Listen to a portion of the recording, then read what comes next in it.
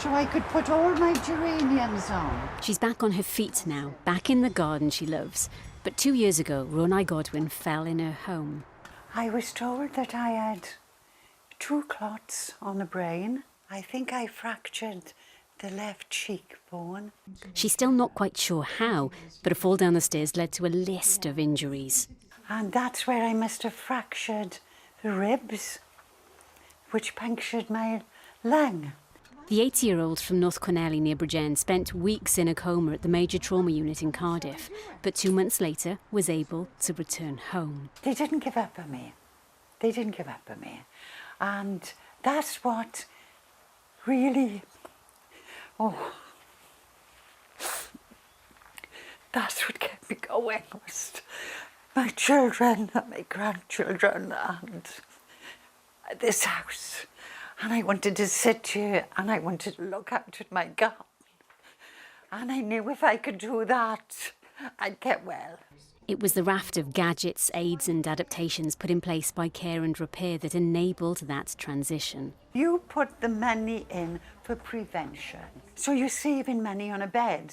It's thousands and thousands of pounds to keep these people in hospital. It's a major public health issue. It needs addressing. But we are appealing to children and families to look at their own lifestyle and what they can do.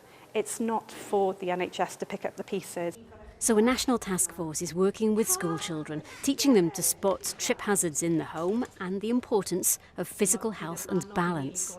I've learned that when I go over to some of my relatives' house, maybe I could help them around the house if I see some things that maybe could cause hazards of them tripping. Help my nan and granddad to clean the house up, otherwise they'll trip over stuff and they'll fall.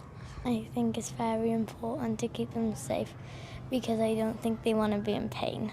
For a long, long time, we've accepted that falling is a natural part and a progression of ageing, and we need to really destigmatise that and change our attitudes. It's a huge, massive impact, and I describe this as an unmeasurable impact of fall on any individual. If somebody had a fracture, and there is 1 in 3 chances they can sustain a next fracture in 12 months.